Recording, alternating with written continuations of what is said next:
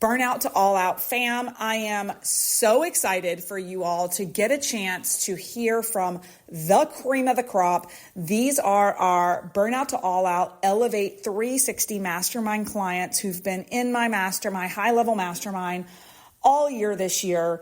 And we do a summit once a year with our mastermind clients to debut their zone of genius. What is incredible is that these clients all embody a 360 degree approach to business. They all contribute in one way, shape, or fashion as subject matter experts that contribute to the pillars of Elevate 360, which is truly that we believe that bodies build businesses and that we have to have business strategy and legacy strategy as well. And so what is really cool about these clients is that through a series of a couple of days of a summit, they were able to highlight and bring value and educate in their fields, whether it was around self-leadership, leadership in business, business strategies, energetics and mindset, and or legacy, and how we take what we're doing and make our money work harder than we did for it to create impact and legacy over time. And so they really embody all that represents the 360 degree approach to business and the Burnout to All Out through line of our mastermind. So over the next couple of episodes, you are going to hear from all of these experts. You're going to get the details to their work in the notes section. And hopefully you're inspired as well as to what is possible for you as an entrepreneur in scaling your businesses the way these incredible human beings have. So hope you enjoy this series. Now, I want to just start with a formal bio for Kathy, and then we'll talk about where she's headed. She's got a presentation for us today, but Kathy is the founder of K-Feather Solutions, where she empowers coaches and course creators to amplify their impact and reclaim their time through strategic business optimization. Through her signature blueprint to freedom process, Kathy provides tailored back office strategy, tech management, process optimization, and travel services that free entrepreneurs to focus on their vision, clients, and the things they love in life. Based in Greenville, South Carolina, not far from me, Kathy specializes in developing tailored tech and AI solutions. For small business owners and entrepreneurs, helping them achieve operational excellence while maintaining authentic brand consistency. You know that feeling when your business was smaller and everything felt manageable, you've managed everything effectively, but then something shifts. Suddenly, what used to work isn't working anymore. And today, Kathy is going to walk through the core 5 pillars of business technology that every small business needs to have in place, not just to survive growth, but to thrive in it. I am so excited about this topic, Kathy. You know me well. I am the visionary. I am not the technical back-end operations. And if you don't have technical back-end support or strategy in this digital era of 2025, it's amazing. You can make millions on the internet right now. But many of you, your rate limiting growth factor is your capacity for the back end. And this is where Kathy is brilliant. So Kathy, so excited to have you speak today and really talk about the true cost of chaos, essential tech foundations for growth. So I am going to stop sharing and I'm going to pass it over to you, my friend. All right. Well, thank you so much. Perfect. All right. So as Melissa alluded to, we all feel our business is going great. Things are working. Clients love what we offer, and we are happy-go-lucky. And it always starts out that way when you're a solopreneur. But as your business grows, and by growth, I don't just mean adding people, adding clients, adding complexity, new product offerings, all sorts of things need to happen in your back office to allow you to manage that successfully in your business. And today we're going to talk about that true cost of chaos. So all of y'all in the audience are small business owners. Hopefully you remember the day when things seemed like they were just sailing along perfectly. So now you've grown a little bit.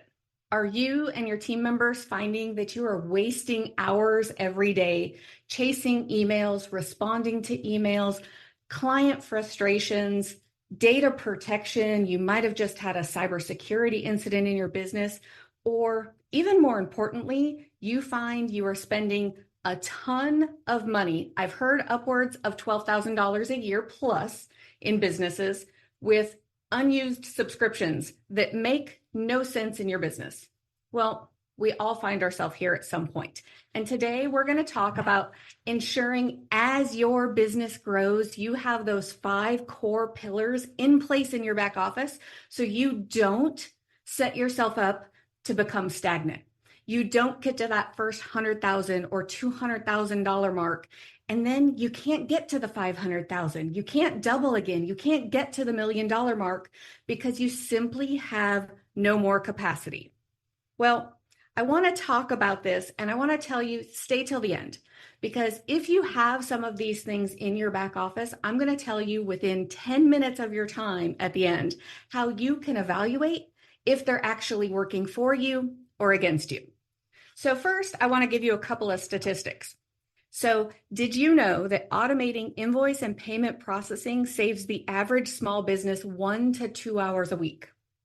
What could you do with 2 hours more in your week? I know I could do a ton. Automating administrative services or your client onboarding or team onboarding processes, that can save you roughly 23 days a year. Yes, days, not hours. 23 days a year. And automating and fine-tuning your discovery process with your clients, your follow-up process, that can roughly save you 104 hours a year.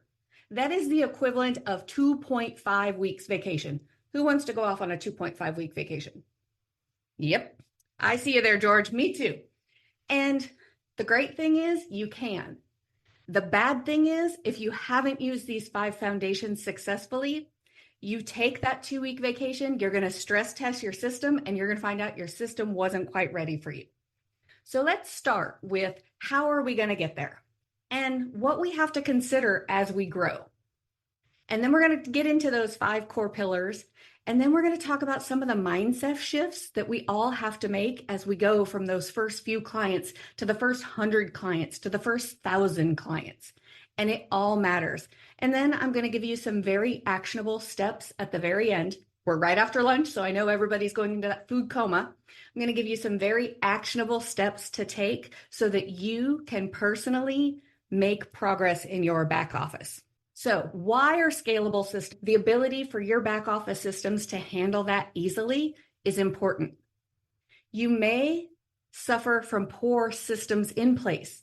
If you find yourself manually moving data between systems to get reports and understand where your business is, it's a sign your business back office is not working for you, it's working against you.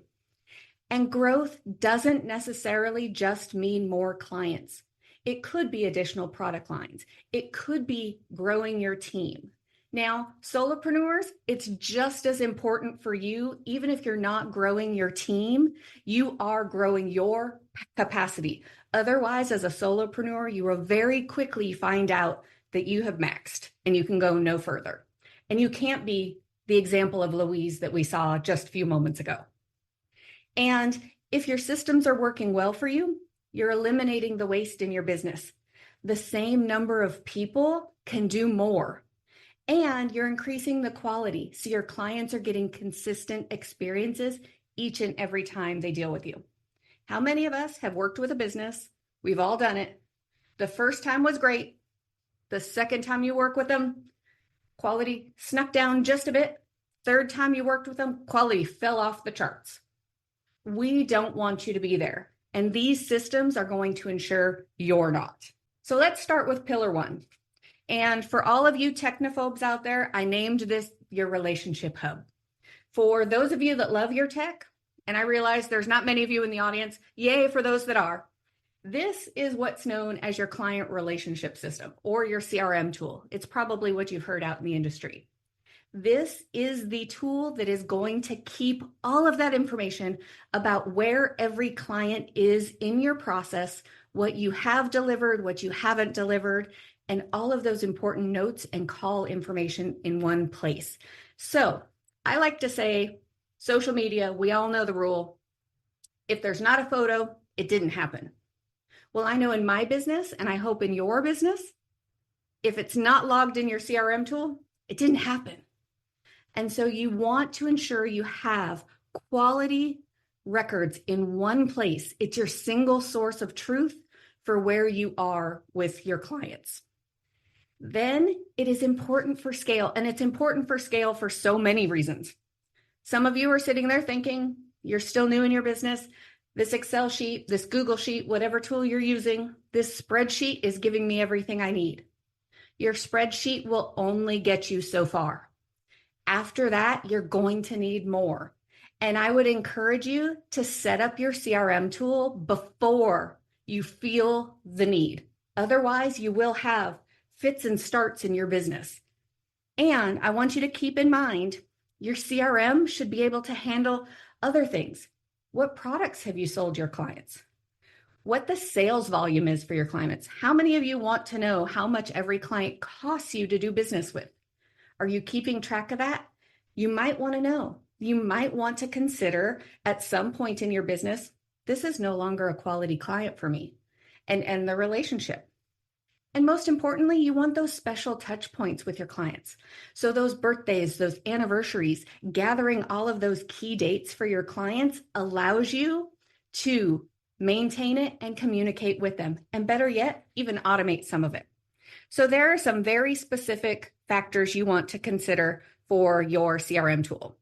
And these are, what email tools are you using? What calendar tools are you using? How are you creating client proposals? You want to ensure whatever CRM you are using is going to also integrate with those tools in some way, shape, or form, and preferably native integration. So let's move to pillar 2, and that's your project management. This is how you physically track the delivery of whatever it is you are giving to your client. That could be a product, that could be a service. It doesn't matter. You still need a project management tool. Now, in the early days of your business, this is probably done through task lists. As you grow, your task lists are not going to give easy visibility to your expanding team. You want to hire a VA, now you have to move all of those tasks over to the VA's task list. It's going to be deadly to time, and it's once again going to hinder your ability to grow quickly and easily. So you launch via a webinar, you do something, and you hit 100 clients in one day. Can your business support it? If your CRM tool and your project management tool aren't in place, 100 clients in any day is going to be very hard for a team to manage. And I want you to consider that as you grow, those delays actually exponentially hit upon you. For every 5 people you grow in your business, the amount of work your business team takes on is exponential. Now, here are some key factors you want to keep in mind for your project management team. Can you easily see the work that your team has ahead of them so that you can help manage the resources in your back office? If you are someone that charges your clients on an hourly basis, can you track the time for their projects within your project management tool? And more importantly, we're going to talk about finance here shortly. Can that move over to your invoicing system flawlessly? Can you report the status of projects, not just for your internal team, but for your clients at the click of a button? Can you see the profitability of these projects? You want to know all of this to make adequate and informed decision-making within your business. And one last thing to consider if you are doing client work, does it give you a client portal?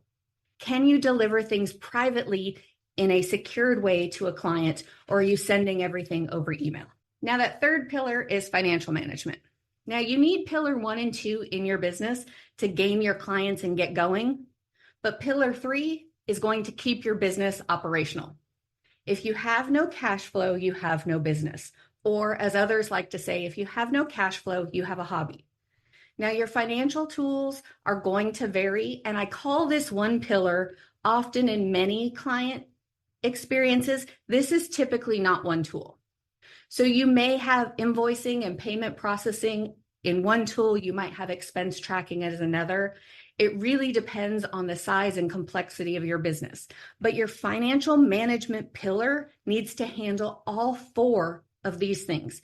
Can you quickly and easily claim money and send an invoice to a client as critical payment thresholds happen on their project? More importantly, if you can send the invoice, can you collect the money from them? Do you have a payment processing system that's going to allow them to pay and in a way they want to pay? If you have expenses, and we all have expenses in our business, but if you have teams, it gets a little more complex. How are you managing the expense tracking? And can you easily link that back to the projects that it's associated with? And most importantly, can you easily report the status of your finances? Can you look at a P&L monthly to make informed decisions about successful and unsuccessful product lines? Can you move forward, or are you stuck spending days creating these financial reports to make informed decisions for your team? This is the money center. This is where the magic happens. So some of us love to say we are in business because we have a passion. And I hope you built your business on a passion that you have. But more importantly, it is a hobby if you can't financially be secure in the management of that business. Now, pillar 4 is where people tend to get scared, and that's the security pillar. And I'm going to once again read you a couple of stats, so excuse me while I bring up the piece of paper. Studies show over 248 small businesses have a cyber incident daily. That's daily, folks. Almost 250 of us will get hit with some sort of cyber incident. QualSec reports that 43% of all cyber attacks target small businesses. And of those businesses, those with less than 100 people on their teams have a 250% higher chance of being targeted. It's staggering. But more importantly, you need to protect yourself. And there are a number of things in the security realm that you want to do. First and foremost, is your data protected? Is the CRM tool, is the financial tool you're using, are they following, especially if they're cloud-based, data protection? If you have, excuse me, if you have localized data, are you protecting that server with the best of integrity? Do you have threat prevention? Do you have VPNs? Do you have VPNs on phones and tablets and laptops if people are traveling? Are you working on open Wi-Fi networks? Compliance management is going to vary depending on not only your industry, but on your business complexity. Compliance starts for all of us. There are laws we are all subject to as a business. We will file taxes. We will pay quarterly payments. There are things we have to do. But if you are in law, excuse me, health, real estate, there are additional compliance matters that you have. And those of us that are collecting payment information also have payment compliance that we have to be aware of. And are we securely managing the data of those clients? I know for my business, early on, I'd take a credit card by phone. Very quickly, my lawyer told me, not a great move, Kathy. Stop doing it. Ensure you have a payment authorization for every time you are collecting payment from your clients. And then the last one I want to talk about is disaster recovery. None of us like to think about it. Earthquakes happen. I moved here to Greenville about 3 years ago. Shortly after that, Hurricane Helene rolled through. I moved to Greenville because I didn't have to worry about the coastal hurricanes, and I had to deal with a hurricane. My house was without power for 5 days. Could I work? Very little, but I could. I had my data. I had the ability to connect my laptop through my phone, so long as I could keep those devices charged. So I could function. Wasn't optimally, but I could. How are you going to recover? And more importantly, if you're using cloud services, do you have a localized backup that on a daily basis you could function for a day if that cloud solution is offline? Do you know how to pick up the phone? Do you have a phone number locally stored to your laptop or your phone to call a client? Most of us have them in our phones, but we don't think about it. Do you have a name, or do you just see the number and it pulls up the name automatically? You need to think through these things. And you have to be diligent, because your clients are going to ask you when you're collecting critical privileged information from them. GDPR, you're collecting all that personally identifiable data. How are you housing it? What are you doing to manage it? So you have to keep pillar 4 in mind. And then pillar 5, this is really important. And it shows, how are we communicating with the people outside our walls? So this is not team communication. This is keeping your clients aware of what's going on.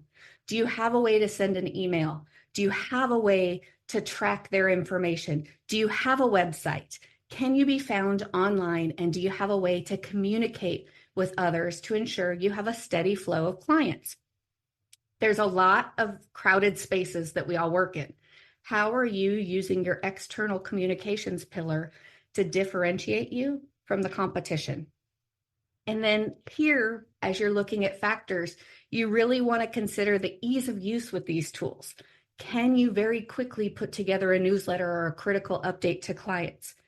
Do you have wants versus needs? And what is most important for your business right now, today? And understand, as your business grows, the subscriptions for this pillar in particular is probably going to increase. So now I talked a little bit about those 5 pillars, and these other pillars, these are as you grow your team. So many of these things you don't need to think about at first. If you're a solopreneur or you only have like one person on your team, it's a little easier. But you are, as you grow your team, going to want to think about internal communication. And are you going to use Slack versus Google Chat versus whatever tool? Centralized storage. Can everyone access all of the appropriate client files and information? And integration of all of that together. How nicely are these tools going to play with one another in your company's universe? And again, as your team grows, this pillar becomes more and more important. Now, I love tech. I think everybody needs tech in their back office, but I do want to give some words of caution. And this is really where your growth mindset is going to play in. I want you to always consider your process first. How do you do business, and how do you want to do business over the course of things before you choose your tech? Your tech should allow that process to happen seamlessly. It should not need to be pasted and posted together. And so you want to think about that process first and tech second. But I also don't want you to be short-sighted. I want you to think 1 to 3 years ahead for the growth of your business. Where do you see your business going? This is going to include team members, client base. This is also going to include product lines. And you want to consider that, because as you are evaluating the tech, you may not need to pay for a subscription that is 2 tiers more with a product. But knowing that that 2 tiers can happen when you're ready to add that product line a year from now is important. And so you want to choose your tech with that 1 to 3 year vision. And then lastly, I want you to prioritize integration among those tools. There are great tools to help you use API calls, and that's just a fancy way to say data is transferred between tools nicely. But I want you to consider tools first and foremost that are either already a one size fits all or that integrate natively. It's just going to make things so much easier. And I will tell you, those tools that connect things, they tend to get very expensive as your business grows and the complexity of that data you have to share grows. So I told you I'd share some next steps with you. And that is assessing your foundation. So I have this great tool. It's called the System Synergy Scorecard, and it allows you to evaluate those 5 pillars for your back office. You can literally do it in 5 to 10 minutes. If it takes you more than that, I want you to stop and think. These are 25, 5 questions for each pillar, yes or no questions for that pillar of your back office. If you're stuck and you're like, well, it kind of does this, it might do that, I want you to decide, is kind of, yes, that's good enough, or is that a no? And score appropriately. And that is going to help you identify your next steps. That's going to tell you gaps and really help you give you a true, now you need to do this. And then you're going to build the roadmap. And that could be evaluating some new tech tools. And more importantly, I want you to have some support in that. So you also have here my website. And through my website, you can schedule a free strategy call. And I would be happy to discuss your particular situation and what those appropriate next steps might be. This was so good, Kathy. Everybody's like popping in some questions around CRMs and all the things. I know firsthand from being hacked as a digital company how important cybersecurity is. Most of us don't prioritize it till we've had the rug ripped out from under us. It will happen to you. It's just a matter of time. And it's a matter of time and how severe it is when it happens. If you protect yourself, that breach could be a whole lot less. Yes. So, I highly encourage all of you, if you've not taken precautions yet, you should. And so really, really powerful. Kathy, thank you so much. Kathy is not only in our mastermind, she's such a zone of genius in the tech space. She's also doing some peer coaching inside of our business coaching program. So really, really appreciate everything that you put out here today, especially for the visionaries out there and the founders like me whose brains don't operate this way.